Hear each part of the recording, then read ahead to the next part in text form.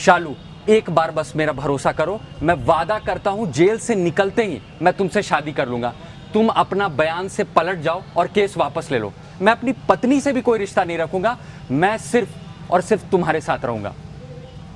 क्या आपके साथ भी कुछ ऐसी परिस्थिति हो रही है जहां पर आपका प्रेमी यानी कि बॉयफ्रेंड आपको यह वादा कर रहा है कि आप अपना मुकदमा जो है वो वापस ले ले और वो जैसे ही जेल से बाहर निकलेगा वो आपसे विवाह कर लेगा और शादी कर लेगा?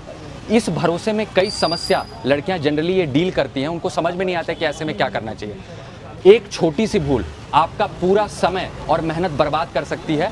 इसीलिए जानकारी जानने के लिए कि ऐसी परिस्थिति में क्या करें, वीडियो को अंत तक देखिए।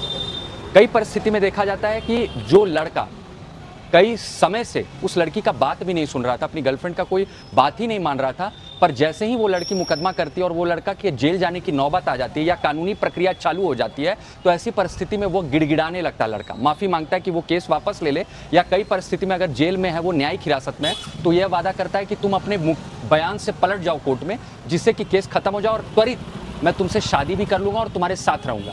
ऐसी परिस्थिति में कई बार लड़कियाँ भावनाओं में बह करके जोश में आकर के फैसला उठा लेती हैं बिना सोचे समझे। क्या ऐसी परिस्थिति में समझौता मुमकिन है? क्या केस आपका इस वादे पर पलट जाना, अपने बयान से और केस खत्म कर लेना, क्या ये सही तरीका है? जिस लड़के ने आपको ऑलरेडी इतना बड़ा धोखा दिया, क्या आप उसके इस बात पर सिर्फ भरोसा कर करके समझौता के नाम पर आप केस वापस ले ले कि वो कल को शादी करेगा? यह सबसे बड़ा संशय दिमाग में होता है। एक चीज समझने वाली बात है, अगर कोई आपराधिक मुकदमा हुआ है, कोई गंभीर आपराधिक मुकदमा हुआ है, तो ऐसी परिस्थिति में अगर चार्जशीट सबमिट हुई है तो आप कोर्ट में ट्रायल चलता है, और ऐसी परिस्थिति में अगर आप कोर्ट में ट्रायल में अपना बयान से पलट जाते हैं, मुकर जाते हैं, तो उसका कई तरह का परिणाम हो सकता है। आपका केस कमजोर भी हो सकता है। कल को यह भी पॉसिबल है कि जो वादा कर रहा है लड़का, कल को अगर वो वादा से मुकर जाए तो आपका केस भी समाप्त हो जाएगा और आपको ऐसा लगेगा कि मुझे कोई ठेंगा दिखा रहा है।